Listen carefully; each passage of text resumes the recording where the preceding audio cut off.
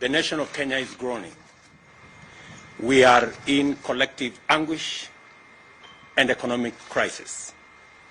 The devastating effects of this current economic crisis is now manifest in the artificial fuel shortage and skyrocketing prices of basic food items.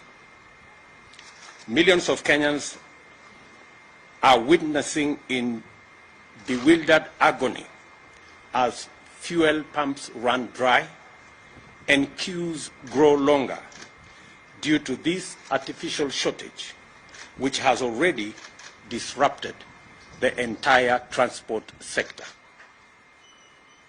Kenyans are now forced to dig deeper into their pockets for bus fare, and border operators are being driven out of business. The skyrocketing prices of food items have pushed the cost of living beyond the reach of millions of Kenyans. Many farmers have failed to plant because the price of fertilizer has moved from 3,000 last year to a high of 7,000 per 50 kilogram bag, a price that is well beyond the reach of most farmers during this planting season. It thus therefore means that this year's harvest will be dismal, further compounding the problem of food security in our country. Cooking gas that was retailing at 2,300 in February, just 2 months ago, is now sold at Kenya shillings 3,350. The price of 10 liters of cooking oil, which was retailing at 1,450, now is selling at 3,100. And as already stated, fuel shot up from Kenya shillings 135 per liter of petrol to between 150 shillings and 205 in some parts of our country.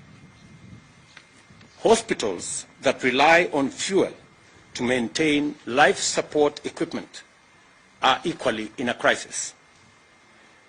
The government of Kenya knows that millions of households cannot cope with these prices. The largest casualties, naturally, of this crisis is the vulnerable in our society.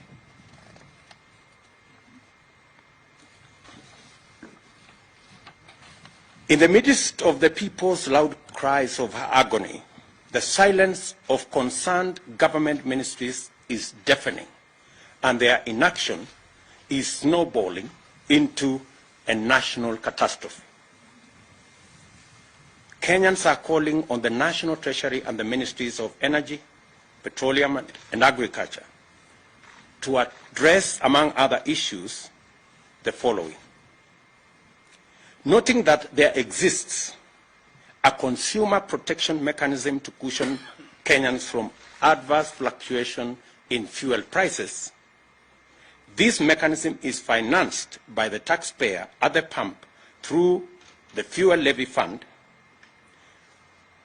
We ask, where is the 39 billion shillings Petroleum Development Levy Fund meant for the fuel subsidy program as this crisis deepens?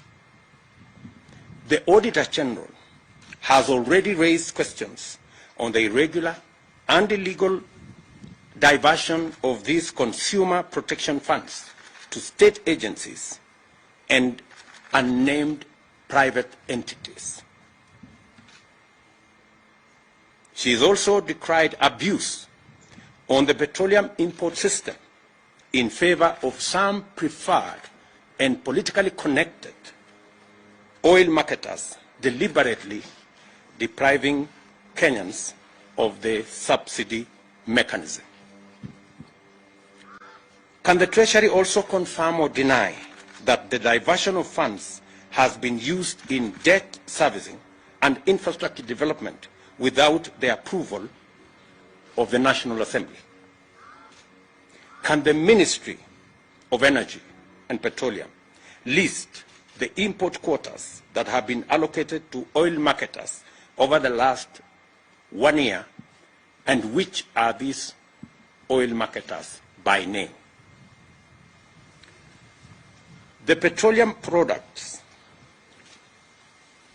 that is Tax and Levies Amendment Bill of 2021, whose passage has been frustrated in Parliament, should be processed, and all the roadblocks and back and forth between the different departments of government be removed, so that this bill can be passed as a matter of national emergency.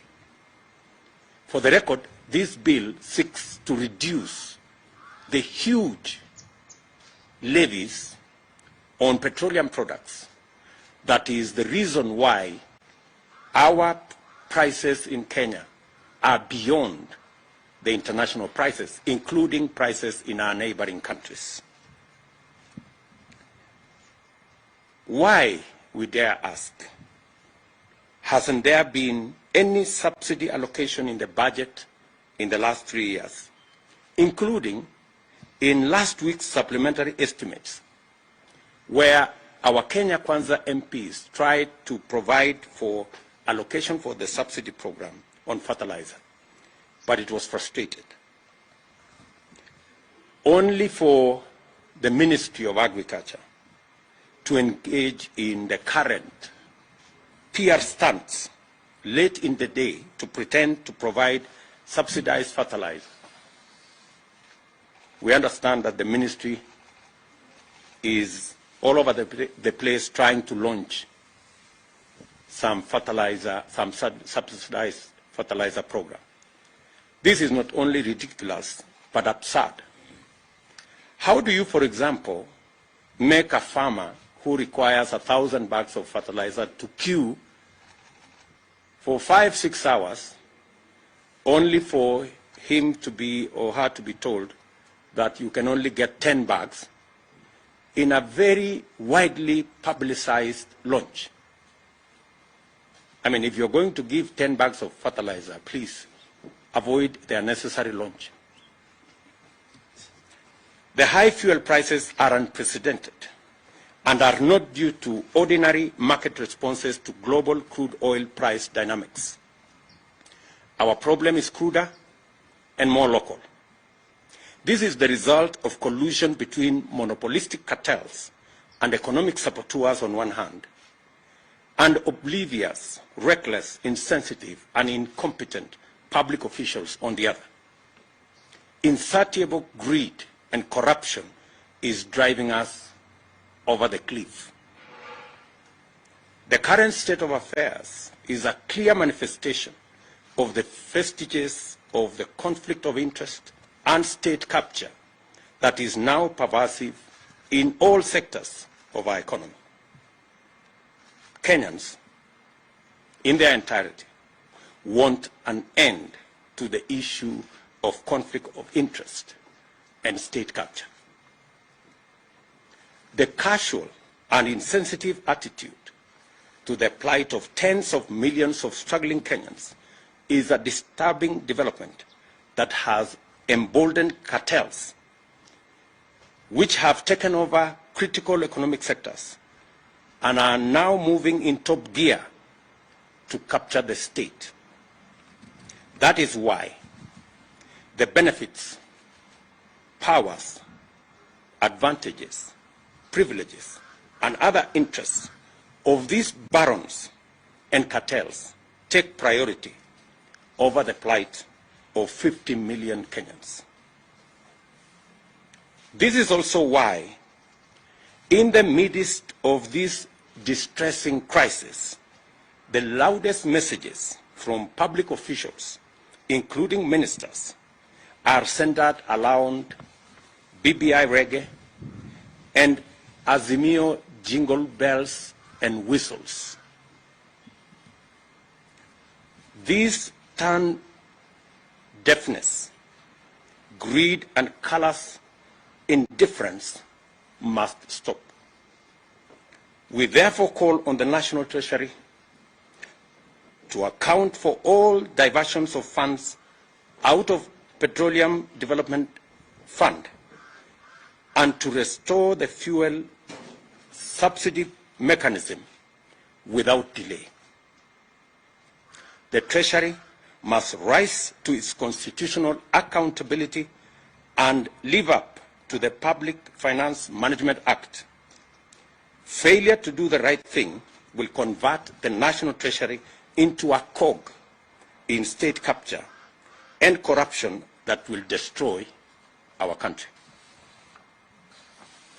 We demand that public officials responsible listen to the agonized cries of millions of suffering Kenyans and abandon their exclusive and destructive subservience to cartels and barons of state capture and do something about the rapidly deepening economic crisis.